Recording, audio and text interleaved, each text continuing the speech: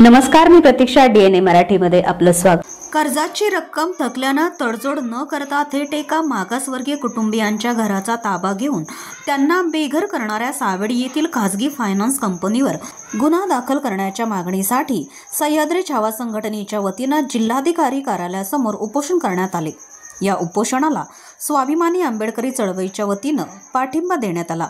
या उपोषणात छावा संघटनेचे जिल्हाध्यक्ष विनोद साळवे, साहेबराव तेलोरे, शिवाजी भोसले, सुशांत मस्के, तक्रारदार विजय लोंढे, विवेक भिंगारदिवे, विजय भांबळ, संजय कांबळे, विनोद साळवे, प्रतीक बारसे, अंबादास जाधव, अनिल साळवे, गौतम कुलकर्णी आदी सहभागी झाले होते.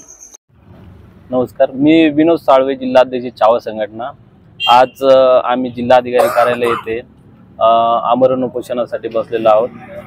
विजय लोंढे यांनी चोलामंडल फायनान्स द्वारे लोन वगैरे केलेलं होतं आणि ते ज्या अपार्टमेंटमध्ये राहत होते तिथे बिल्डरनी ज्या अपार्टमेंट वगैरे बांधल्या ते कंप्लीट नसताना त्यांच्याकडून सर्व रक्कम वसूल करण्यात आली आणि चोलामंडल फायनान्सनी आडीचे दिडी सगळे भाव लावून यांची बिल्डिंग सगळी ताब्यात घेऊन आणि त्यांच्यावर ॲडिशनल चार्जेस वगैरे लावून ते साधारण 12 लाखाचे 20-25 लाख रुपये लावून पण ते त्यांची प्रॉपर्टीची पण जप्ती केली.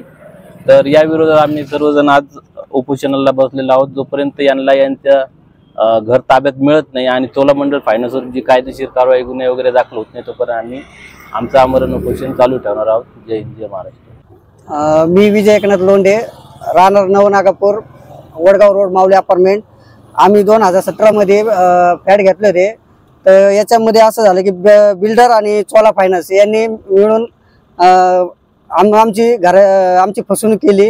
यांनी काय केलं, बिल्डिंग पूर्ण नसताना डायरेक्ट चोला फायनान्सनी त्यांना टोटल अमाऊंट दिल्यामुळं आज त्या बिल्डरने काम बी पूर्ण नाही केलं.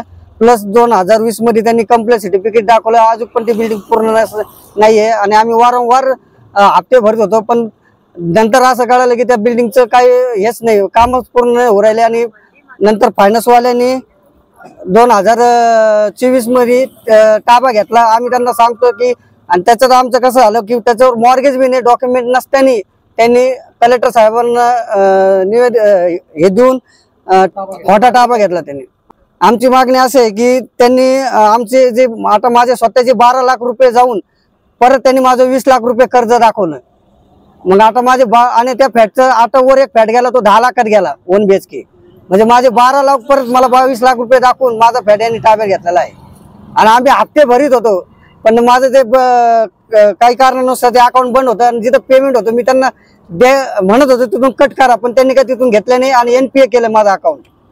विनोद साळवे तसं त्यांचं कुटुंब चोलामंडल या फायनान्सने